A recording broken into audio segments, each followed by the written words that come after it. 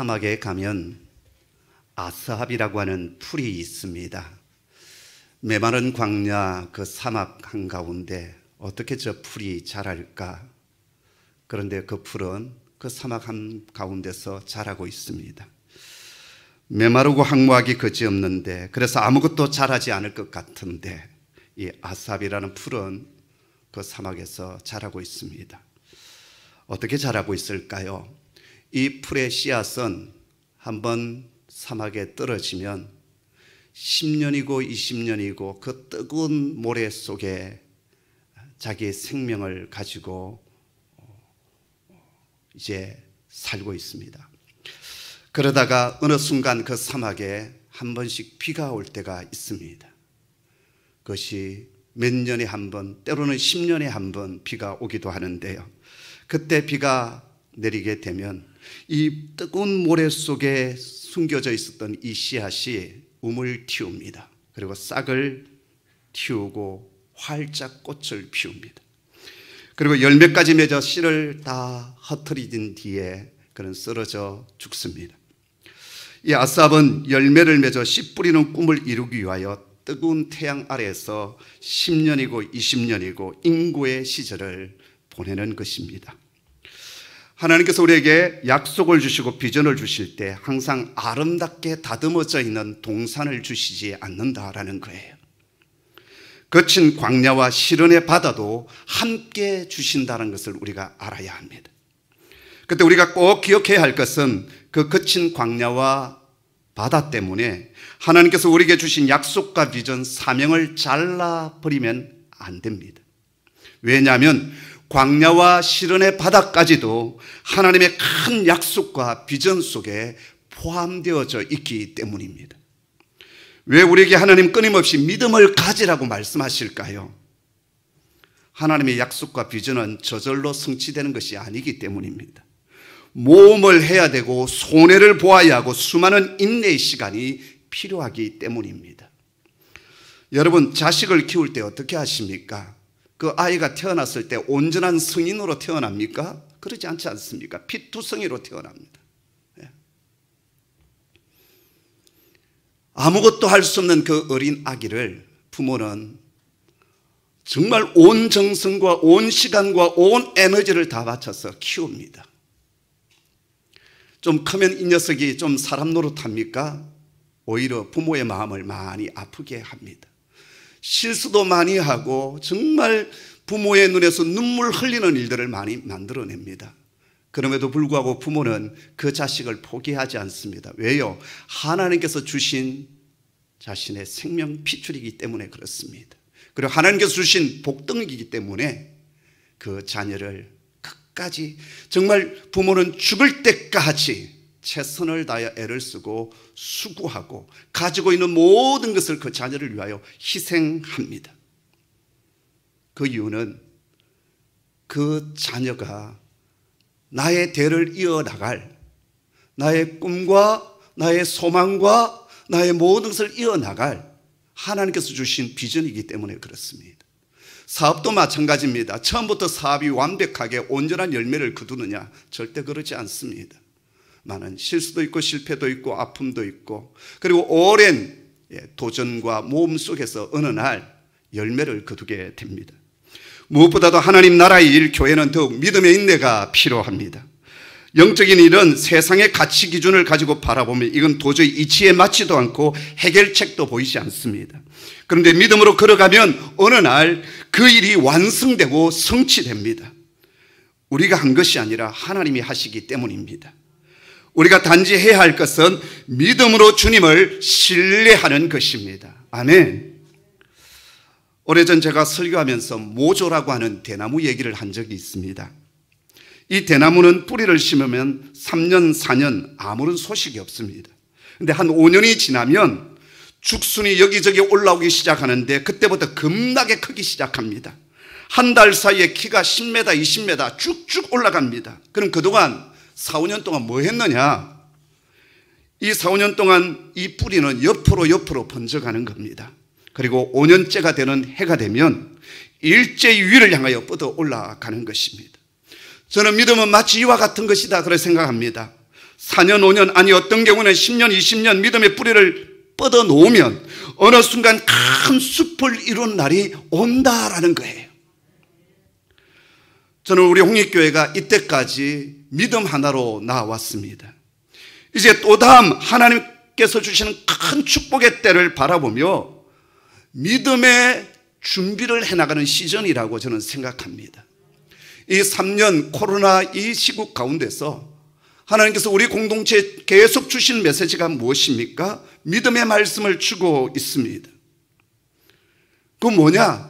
하나님께서 예비하신 큰 축복의 날이 올 것인데 우리 각자 개인도 마찬가지고 가정도 마찬가지고 교회도 믿음의 그릇을 든든하게 준비해 가자라는 거예요. 그 믿음의 그릇을 준비해 놓으라는 거예요. 아멘. 그런 자에게 하나님의 임재와 기적의 역사가 임하게 될 것이다라고 말씀하십니다. 여러분, 예수를 믿었는데 하나님께서 주신 그 약속이 우리의 삶 가운데 구체적으로 이루어져야 되지 않겠습니까? 간증이 있어야 되지 않겠습니까? 예수 믿는 사람과 예수 안 믿는 사람이 아무런 차이가 없다면 그 문제가 있는 것 아니겠습니까? 고난도 있고 아픔도 있고 문제도 있겠지만 그러나 종국에는 승리하는, 그리고 하나님의 영광을 누리는 하나님의 사람들이 되셔야 되지 않겠습니까? 그걸 위해서 우리는 믿음의 그릇을 준비해 가셔야 합니다. 우리는 그동안 히브리서 11장을 통하여 믿음의 거장들의 생애를 살펴보았습니다. 아브라함과 이삭, 야곱, 그리고 요셉과 모세, 그리고 여호수아의 생애가 어떻게 믿음으로 나타나는가를 살펴보았고, 그 믿음으로 걸어갔을 때 어떤 축복과 어떤 영광을 안게 되었는지도 우리는 보았습니다.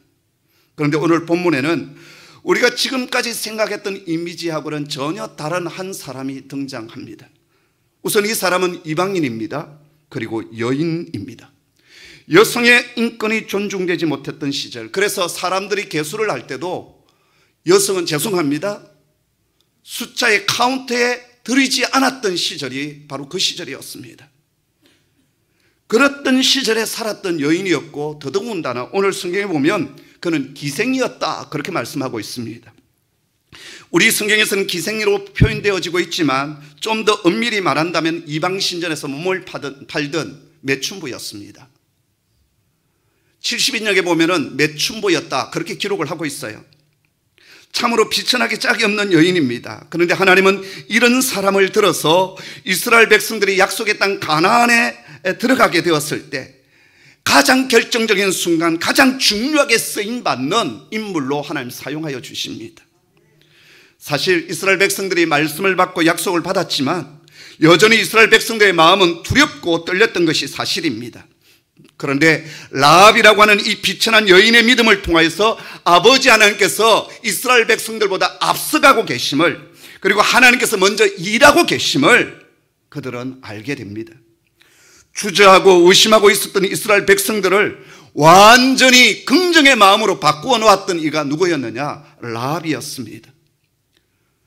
계속해서 믿음의 설교를 듣고 계시는 우리 성도 여러분, 라합 같은 사람이 되시기를 원합니다. 내가 했던 그 한 말이 사람들의 마음을 더 두렵게 만들고 불안에 떨게 하는 그런 사람이 아니라, 수많은 사람들이 흔들리고 의심하고 있을 때 하나님의 살아계심을 증거하고 하나님의 일하심을 고백할 수 있는 그런 믿음의 사람이 되기를 간절히 소원합니다. 여러분, 오늘 히브리서 본문을 보십시오. 우리 한번 같이 읽도록 하겠습니다. 31절 말씀 함께 읽습니다. 믿음으로 기생 라합은 정탐꾼을 평안히 영접하였으므로 순종하지 아니한 자와 함께 멸망하지 아니하였도다. 아멘. 기생 라합은 믿음으로 정탐꾼을 평안히 영접했다라고 했습니다. 여리고성을 찾아 들었던 두 정탐꾼을 어쩔 수 없이 숨겨준 것이 아니라 아주 적극적으로 숨겨주었습니다. 두 정탐꾼들이 붙잡힐 수밖에 없는 절박한 위기 앞에서도 안전하게 여리고성을 벗어날 수 있도록 도왔던 이가 라합이었습니다. 이러한 라합의 행동을 성경은 믿음으로 한 행동이었다 기록하고 있고 칭찬하고 있습니다. 자, 그렇다면 라합은 어떤 믿음의 사람이었을까요? 첫째, 라합은 적은 지식을 가지고서도 큰 믿음을 가졌던 사람이었습니다. 여호수아 2장 9절 10절 긴 구절인데요, 우리 한번 다시 이 말씀을 반복하여 읽도록 하겠습니다. 함께 했죠. 시작. 말하되 여호와께서 이 땅을 너희에게 주신 줄을 내가 아노라. 우리가 너희를 심히 두려워하고 이 땅 주민들이 다 너희 앞에서 간담히 녹나니 이는 너희가 애굽에서 나올 때 여호와께서 너희 앞에서 홍해물을 마르게 하신 일과 너희가 요단 저쪽에 있는 아모리 사람의 두 왕 시온과 옥에게 행한 일, 곧 그들을 전멸시킨 일을 우리가 들었음이라. 아멘. 사실 라합은 하나님께서 그 백성을 위하여 일하신 것을 직접 목격하거나 경험한 사람은 아닙니다. 애굽에서 10가지 재앙을 목격했던 것도 아니었고 홍해를 기적 가운데 건넜던 사람도 아닙니다. 마라의 썰물이 단물이 된 것을 경험하지도 못했고 러비딤에서 아말렉 군대를 무찌는 것도 경험하지 못했습니다. 만나와 메추라기를 먹어본 적도 없었고 반석에서 샘물 터지는 것을 본 적도 없습니다.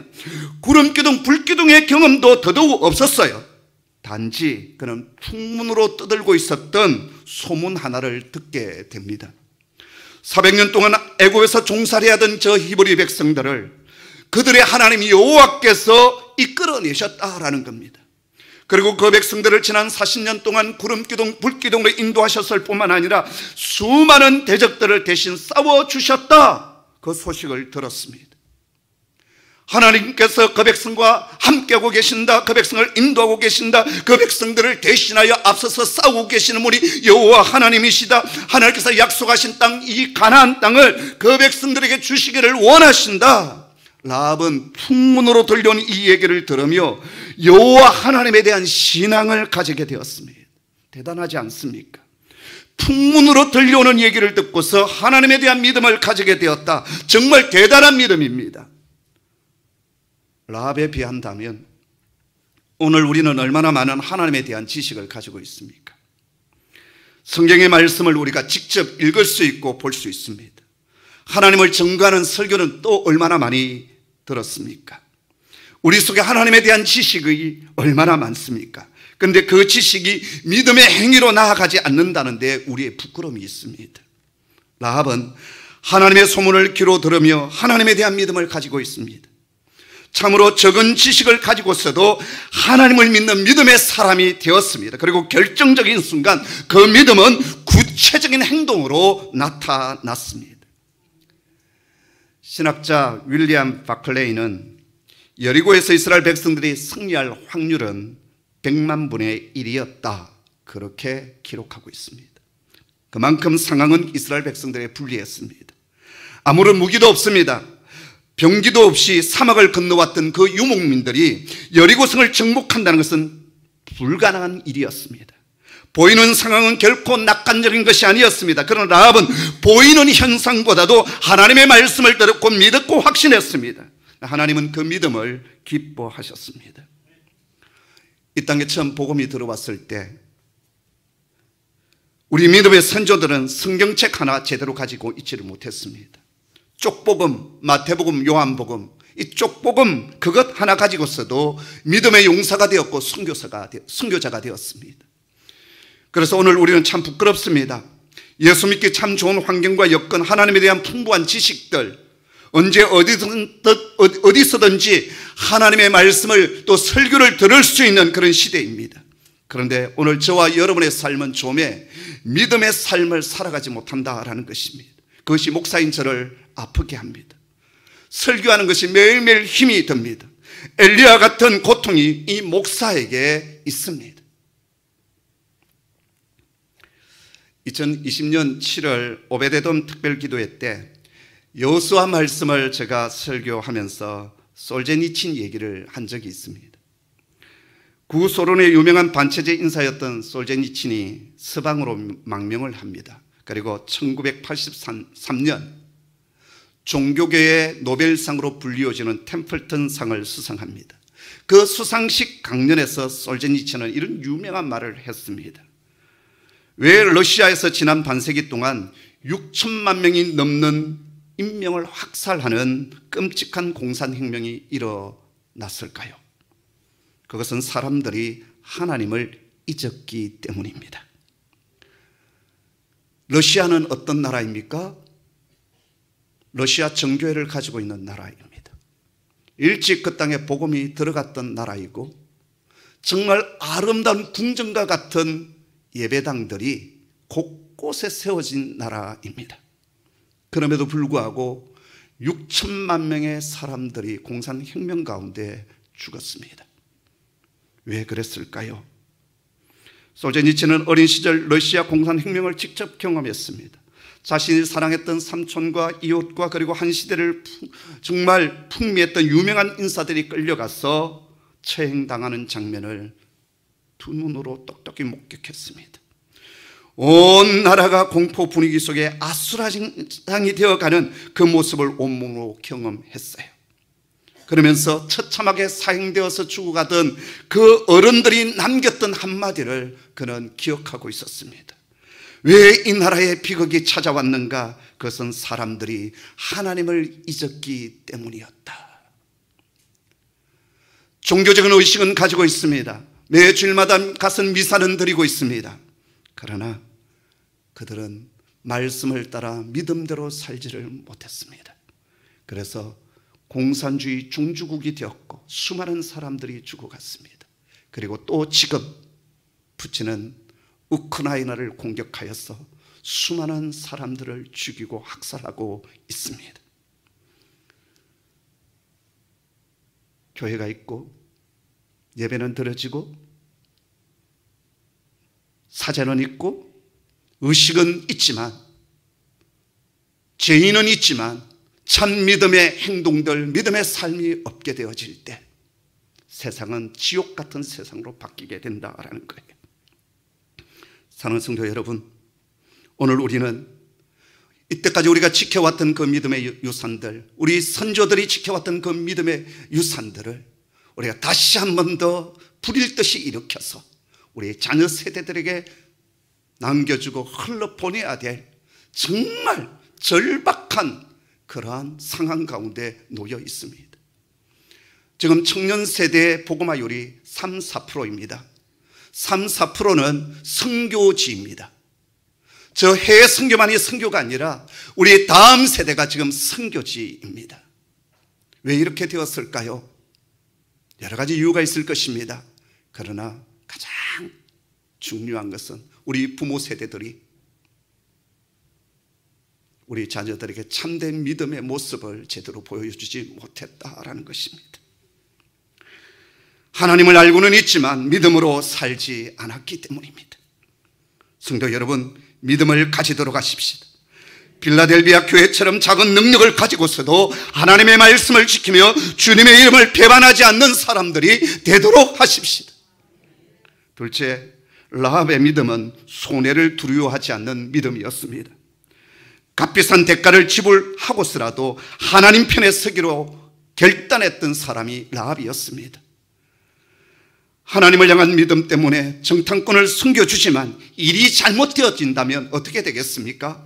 반역 자르고 돌팔매질을 당하게 될 것이고 그 가족 전부가 멸절당할 수도 있습니다. 그러나 이런 모든 상황 가운데서도 자기의 생명의 창조자이신 하나님 편에 서기로 라합은 결단합니다. 여러분, 여러분의 가슴에 손을 올리고 가만히 질문해 보십시오. 저 이슬람 국가처럼 예수를 믿으면 세금을 더 많이 내어야 하고 직장에서 승진이 되지 아니하고 사업을 해도 제약을 받는 그런 사태가 오늘 우리의 나라에, 내가 살고 있는 이 땅에 찾아온다면 여러분은 어떻게 하시겠습니까? 그래도 나는 주 예수를 믿습니다. 예수 믿는 것 때문에 이 손해를 내가 감수하겠습니다. 그럴 수 있겠습니까? 또 하나님께서 우리에게 주신 약속과 비전이 있는데 그 약속과 비전을 성취하기 위하여 기꺼이 나의 것을, 우리의 것을 희생할 수 있겠습니까? 지난주 금요 기도회 때 선교지를 위한 중보 기도 제목이 쭉 올라왔는데요. 그 중에 하나가 터키 푸른초장 교회에 이제 갓 복음을 받아들인 신한 형제가 핍박과 고난 속에서도 굳건한 믿음과 평안을 허락해달라는 그런 기도 제목에 올라왔습니다. 모슬림 사회에서 주 예수님을 믿고 복음을 받아들인다고 하는 것, 그것은 핍박과 고난을 스스로 자초하는 일입니다. 그렇습니다. 참된 믿음은 이 세상에서 고난과 손해를 각오하는 겁니다. 그리고 그런 자에게 주시는 구원의 역사가 있고 상급이 있습니다. 라합은 생명을 내어놓는 손해를 각오하고 믿음의 행동을 했습니다. 그런 그에게 하나님께서 주신 은혜가 무엇이었습니까? 모든 순종치 않는 자들이 멸망을 당할 때 그와 그의 가정은 구원을 받았다라고 오늘 히브리서 11장 31절은 말씀하고 있습니다. 셋째, 그의 믿음은 분명한 고백으로 나타났습니다. 11절을 보십시오. 너희 하나님 여호와는 위로는 하늘에서도 아래로 땅에서도 하나님이시라. 그 당시 여리고의 모든 사람들은 이방신을 섬기고 있었습니다. 그러나 라합은 상천하지의 진정한 하나님은 여호와 하나님이십니다라고 하는 놀라운 믿음의 고백을 합니다. 뿐만 아닙니다. 하나님께서 그 백성에게 젖과 꿀이 흐르는 이 가나안 땅을 반드시 주실 것을 그는 믿었습니다. 또한 지금까지 여호와 하나님께서 이스라엘 백성들을 승승장구하게 하심으로 그들이 승리하게 되었다고 고백하고 있습니다. 그리고 마지막으로 그녀는 자신의 인생과 가족을 하나님께 의탁합니다. 여러분, 하나님은 순간순간 우리의 고백을 듣고 계십니다. 주님은 내 귀에 들린 대로 행하신다라고 말씀하지 않았습니까? 그래서 여러분, 믿음의 고백을 하십시오. 믿음의 선언을 하십시오. 내 혼적인 생각을 깨부수시고 하나님께서 주신 말씀에 믿음의 고백을 먼저 선포하십시오. 우리 사람은 영과 혼과 육으로 이루어져 있습니다. 예수를 믿기 전에 저와 여러분은 육에 속한 사람이었습니다. 이제 예수를 믿고 난 뒤에 우리 그리스도인들은 두 가지 신앙의 양태를 가집니다. 영에 속한 사람이 될 것이냐, 혼에 속한 사람이 될 것이냐라는 거예요. 혼에 속한 사람은 어떤 사람이냐? 예수를 믿지만 여전히 내 자아가 내 신앙을 이끌어가고 내 삶을 이끌어가는 신앙의 유행입니다. 예수를 믿어도 여전히 내 자아를 가지고 움직이잖아요. 그런 사람은 신앙생활하기가 너무 힘들어요. 안에서 계속 부딪히기 때문에 그렇습니다. 하나님의 말씀은 들려오는데 내 자아는 다른 쪽으로 가는 거예요. 계속 충돌이 일어나는 겁니다. 근데 영에 속한 사람은 어떨까요? 나의 혼과 육을 온전히 영적인 것에 집중하고 맞추는 겁니다. 이게 믿음의 생활이거든요. 내 자아가 생각했을 때는 도저히 이치에 맞지를 않습니다. 그러나 그렇지만 하나님께서 말씀하여 주셨고 하나님께서 그렇게 이끄신다면 저는 온전히 하나님을 의지하고 신뢰하고 맡겨드립니다. 주님께서 수고하고 무거운 짐진 자들아 다 내게로 오라라고 말씀하지 않습니까?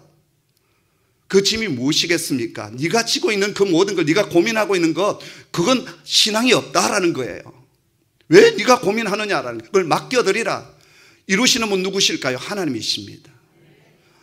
그 짐은 가볍고 너무 쉬운 거예요. 근데 내가 하려고 하니까 힘든 거죠. 그래서 하나님께서 이 혼적인 신앙의 사람들을 다스리기 위해서 하시는 방법이 있습니다. 그게 뭔지 아십니까? 광야를 주시는 겁니다. 이걸 잘 기억하십시오. 이스라엘 백성들이 출애굽하여서 왜 약속의 땅 가나안으로 바로 들어가지 않았습니까? 아직 그들은 혼적인 사람이었기 때문입니다. 그래서 40년 동안 광야 훈련을 시키는 거예요. 근데 대부분 다 실패합니다. 그러나 오직 여호수아와 갈렙만이 영적인 사람으로 믿음으로 반응하고 약속의 땅 가나안에 들어갔어요. 저희 삶 가운데서도 많은 광야가 있습니다. 왜 하나님께서 광야를 저에게 주셨을까요? 제 속에 아직도 연단되지 못하고 깨트리지 못한 자아가 있는 거예요. 세상적인 욕심이 있는 거예요. 그런 것들을 하나님께서 이 광야를 통해서 깨트려서 철저히 하나님의 영에 속한 사람, 믿음의 사람으로 바꾸어 가시는 거예요. 여러분, 계속 혼적인 사람으로 신앙생활을 하게 되면 평생 광야를 살다가 가게 되는 겁니다. 영에 속한 사람이 되셔야 돼요. 영에 속한 사람이 뭐냐? 내가 가지고 있는 생각, 내 자아가 있어요. 설교를 들어도 계속 부딪히는 것들이 있어요. 그러나 그것을 하나님 내려놓습니다. 하나님께 전적으로 맡겨드립니다. 이 걱정하고 이 염려하는 것도 맡겨드립니다. 하나님 하실 줄을 믿습니다. 이게 영에 속한 사람이고 그런 자에게 하나님께서 역사하여 주십니다.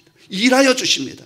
혼에 속한 사람은 출애굽하였지만 광야에서 죽어가요. 그러나 영에 속한 사람은 약속의 땅 가나안에 들어가서 가나안의 축복을 누리게 되는 거예요. 이 영적 비밀을 여러분 아셔야 돼요. 그냥 와서 예배 드리고 설교 듣고 아 좋아 은혜 받았어, 아닙니다. 여러분, 광야를 통과하셔야 돼요. 그 광야에서 연단받아서 영에 속한 사람이 되어질 때 하나님께서 여러분에게 부어주시는 엄청난 축복과 영광이 있다라는 거예요.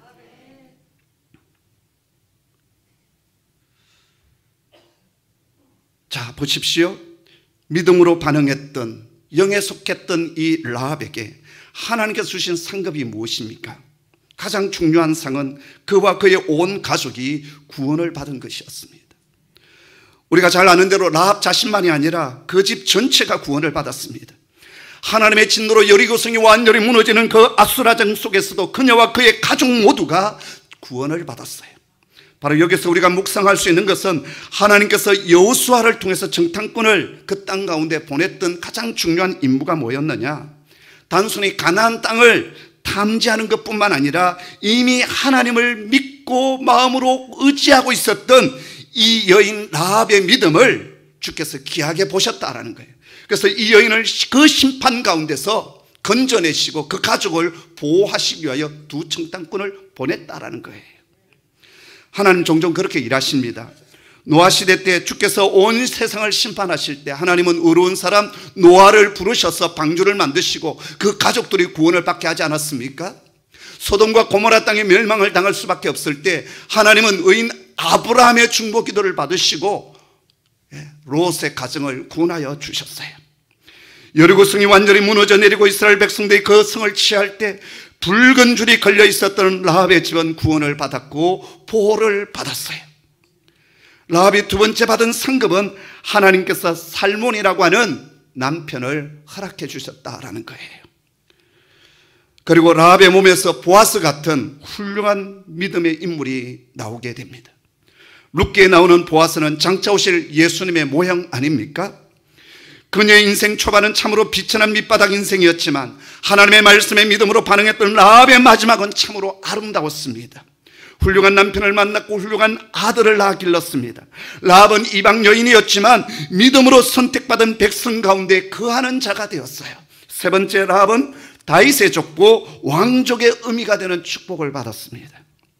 다윗의 아버지가 이새이고 이새의 아버지가 오벳이고 오벳의 아버지가 보아스입니다. 그리고 보아스의 아버지가 바로 살몬입니다. 그리고 살몬의 아내가 바로 라합입니다. 이방 여인이었던 여리고 성에 매춘부로 살아갔던 라합이 이스라엘 왕족의 지파 유다 지파에 속하고 왕족의 집안이 됩니다. 비천한 여인 라합이 영광스러운 의미가 되고 왕의 족보에 들어가게 됩니다. 마지막 네 번째, 만왕의 왕이신 예수님의 족보 구속사의 한 페이지에 들어가는 축복을 얻습니다. 마태복음이 시작되는 첫 구절에 아브라함과 다윗의 자손 예수 그리스도의 족보라라고 했습니다. 그리고 5절에서 이렇게 말합니다. 살몬은 라합에게서 보아스를 낳고 보아스는 룻에게서 오벳을 낳고 오벳은 이새를 낳고 이새는 다윗 왕을 낳으니라. 라합은 이방 여인이었지만 구속사의 한 몫을 담당하는 여인이 되었습니다. 메시아가 오시는 그 영광스러운 족보에 라합의 이름이 올라갔습니다. 여러분, 신앙의 힘은 참으로 놀랍습니다. 믿음의 능력은 크고 위대합니다. 이 세상에서 가장 부유한 사람은 믿음을 소유한 사람입니다. 가장 담대한 사람도 믿음을 소유한 사람입니다. 그리고 이 세상에서 가장 축복받는 사람도 믿음을 소유한 사람입니다. 사람들은 곧잘 저보고 욕심이 참 많다라고 말합니다. 네, 저는 참 욕심이 많습니다. 다른 욕심은 없습니다. 돈에 대한 욕심도 없고 높은 자리, 명예에 대한 욕심도 없습니다. 그러나 단 하나의 욕심이 있습니다. 바로 믿음의 욕심입니다. 저는 믿음의 부자가 되고 싶습니다. 그게 제 욕심입니다. 사랑하는 성도 여러분, 다른 것에 부자가 되지 마십시오. 믿음의 부자가 되십시오. 그리하면 하나님께서 다른 것을 채워주십니다. 역사하여 주십니다. 우리 홍익교회가 믿음의 부자가 되는 그런 교회 되기를 간절히 소원합니다. 기도하겠습니다. 아버지, 믿음의 부자가 되고 싶습니다.